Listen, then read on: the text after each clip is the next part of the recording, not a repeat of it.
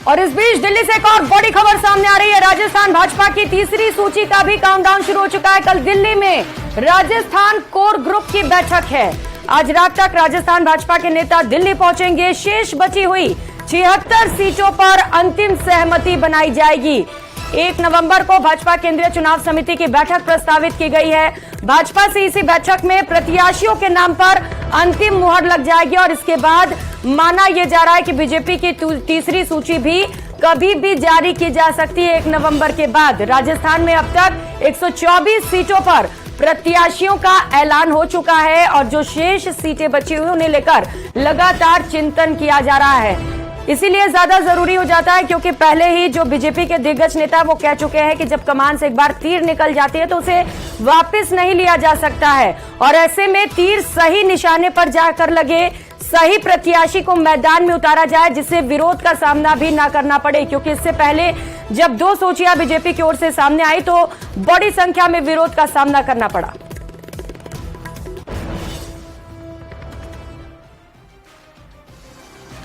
और 25 नवंबर को प्रदेश में विधानसभा चुनाव है, लेकिन श्रीगंगानगर में बीजेपी और कांग्रेस दोनों ही पार्टियों के 3-3 उम्मीदवार घोषित होने बाकी हैं।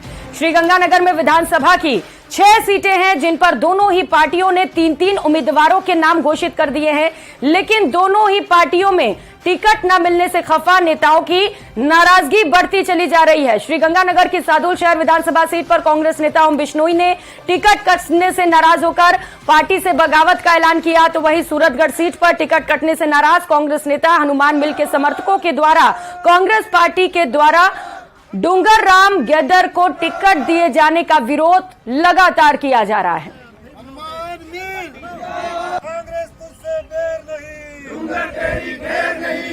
जनता से अपील यही करूंगा, मैं 4 तारीख को फार्म भर रहा हूं। उस फार्म के अंदर मेरे गरीब साथी, किसान, मजदूर, नौजवान सभी आए और वो ईमानदारी सच्चाई की लड़ाई में आप शरीक हों। भारत पाक अंतर्राष्ट्रीय सीमा पर स्थित राजस्थान के सरहदी जिले श्रीगंगानगर में भाजपा और कांग्रेस दोनों ही पार्टियों को अपनों की बगावत का सामना करना पड़ रहा है। श्रीगंगानगर और अनूपगढ़ विधानसभा सीट पर भाजपा को तो सूरतगढ़ और सादुलशहर विधानसभा सीट पर कांग्रेस को अपनों की नाराजगी देखनी पड़ रही है। श्रीगंगानगर की सादुलशहर विधानसभा सीट पर लगातार दूसरी बार टिकट कटने से नाराज कांग्रेस नेता ओम बिश्नोई ने बतौर निर्दलीय उम्मीदवार चुनाव लड़ने की घोषणा करने के साथ ही पार्टी से बगावत का ऐलान कर दिया है। तो वहीं सूरतगढ़ विधानसभा सीट पर टिकट कटने से नाराज हनुमान मिल के समर्थकों के द्वारा लगातार प्रदर्शन कर कांग्रेस पार्टी द्वारा घोषित किए गए प्रत्याशी डूंगर राम गैदर को टिकट दिए जाने का विरोध किया जा रहा है।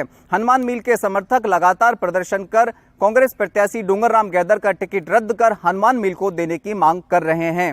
हालांकि दोनों ही पार्टियों के द्वारा रूठों को मनाने और डैमेज कंट्रोल की कवायद शुरू की जा चुकी है, लेकिन धरातल पर अभी तक इसका ठोस असर नहीं दिखाई दे रहा है।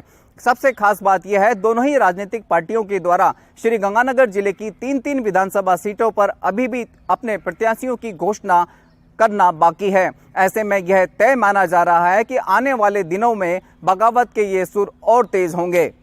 अशोक शर्मा, न्यूज़ 18 श्रीगंगानगर।